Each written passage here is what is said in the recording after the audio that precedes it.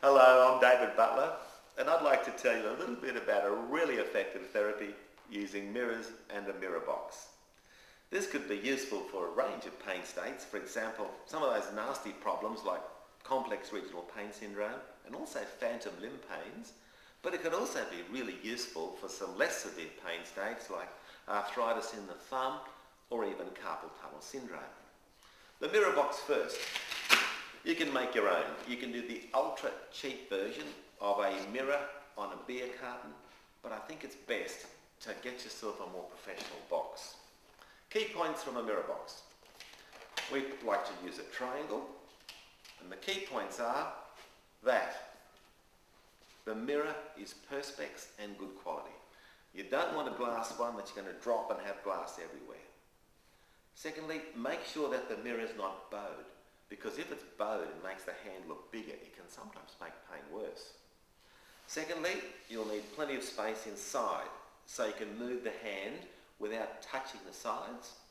And thirdly, we think it's important that it's collapsible so you can take it home, you can use it on the beach, you can use it standing, sitting, at the office, on holidays. Because successful use of a mirror sometimes means you might have to use it for an hour or even 2 hours per day. Okay, a few points about using the box. The key point is that the illusion must be complete. So spend some time making sure it is. Sit comfortably. It's best to start off in a nice, relaxed atmosphere. Put your hand in the box and forget about it. But then if you have any rings or watches, or if your sleeve is down, take them off. You're trying to trick the brain. Secondly, it's very important that you understand what you're trying to change. And you're actually trying to change synapses in the brain. See this drawing here? It's a map of the sensory system in the brain. It's kind of like a human. Can you note how the hand is big, but so are the lips and the face? Areas of your body that need to be more sensitive for best survival and function are large. And actually the brain changes all the time to look after you. What we also know is that if you have a pain problem in your hand, and particularly one that's been there for some time, and particularly where the hand hasn't been used properly, the hand in the brain will change shape. Very often getting larger, kind of smudgy, sometimes smaller, but we know it's changed, and we do know that using a mirror can bring it back to its original shape. Now, there's many tricks you can use. I'll just give you some examples of techniques. You can make up some yourself. We recommend that the hand in the box is left still, at least initially.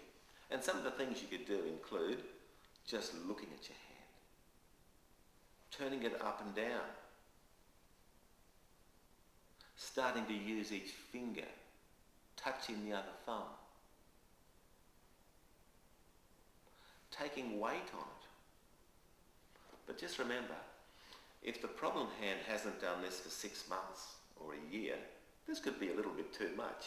So you'll need to grade this. You'll need to work out a certain amount of activities that you can do that you feel comfortable with before you progress. Other techniques could be just crawling on the mirror, increasing the strength. You could also use objects. Get a pen. Get a pair of scissors. And if that other hand used to use a certain tool at work or at play, try and use that as well. You can also take your head into the mirror as well too. Remember in that little drawing that the face is next to the hand? So if you can bring your hand and rub your face, go across your face, you're going to be helping to restore that little image in the brain as well. A final technique. Once you've progressed, you might like to start to move the limb in the box. For example, you could be doing an activity here and you could replicate it in the box.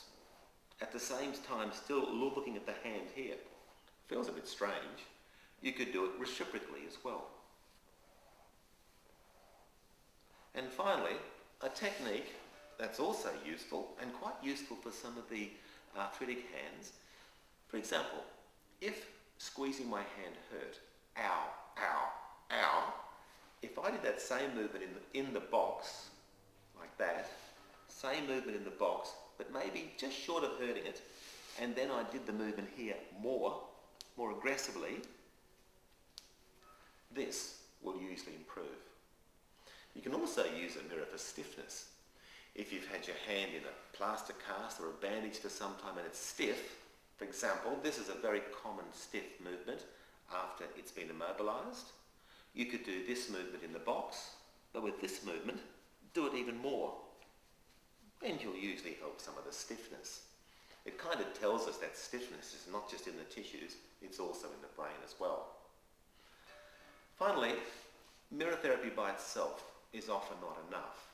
Mirror therapy is part of a graded motor imagery program that might involve laterality reconstruction in the brain, imagery, and as well as a return to graded activity. You can read more about that on the www.noigroup.com website. And finally, brains construct or reconstruct when activities are done in different contexts. We've already suggested you should use this at home, at work, on holidays, but if you can do these activities in different contexts, it'll be even better. So do it in different light, different times of day, with people around you, with music, in quiet times. Have people laughing. Do it in different emotions. All of this helps reconstruct a healthy brain. So best of luck with mirror therapy.